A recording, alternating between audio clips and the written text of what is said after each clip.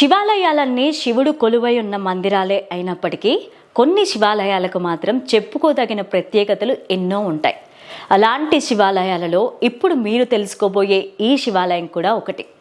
ఈ శివాలయం ప్రత్యేకత ఏంటంటే, సంవత్సరంలో 6 నెలలు నీళ్లలో మునిగితే మరో 6 నెలలు నీటి బయట ఉంటుంది. ఇది దాదాపు ప్రతి సంవత్సరం క్రమం తప్పకుండా జరిగే తంతు. శివభక్తులను, పర్యాటకులను ఆకట్టుకుంటున్న ఈ గుడి ఎక్కడుందనేది ఇప్పుడు చూసొద్దాం రండి.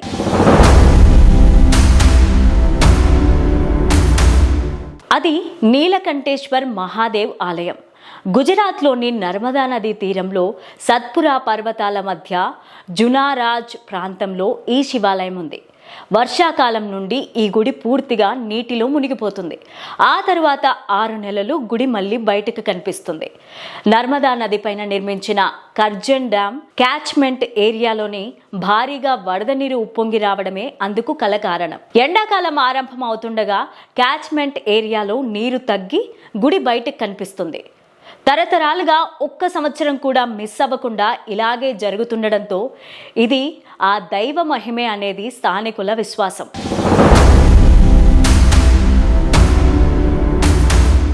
సాక్షాత్తు శివుడే వెలిసినట్లుగా స్థానికులు చెప్పుకునే ఈ మందిరంలో శివుని మూల విరాట్ కూడా ధ్యానంలో ఉన్న శివుని విగ్రహమే దర్శనమిస్తుంది.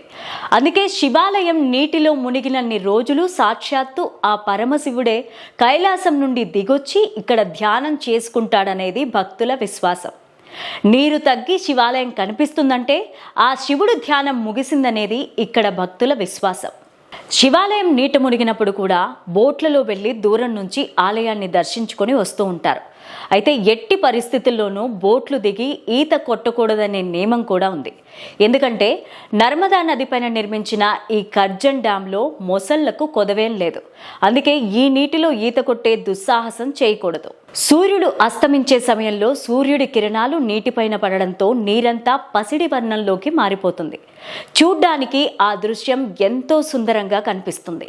అందుకే సాయంత్రం సూర్యాస్తమయం వేళలో ఈ గుడిని దర్శించుకునే వారి సంఖ్య ఎక్కువగా ఉంటుంది. సుమారు 500 ఏళ్ల క్రితం రాజపూత్ వంశానికి చెందిన చౌక్రానా రాజు ఈ నీలకంఠేశ్వర్ ఆలయాన్ని అభివృద్ధి చేసినట్లు అక్కడి చరిత్ర చెప్తోంది.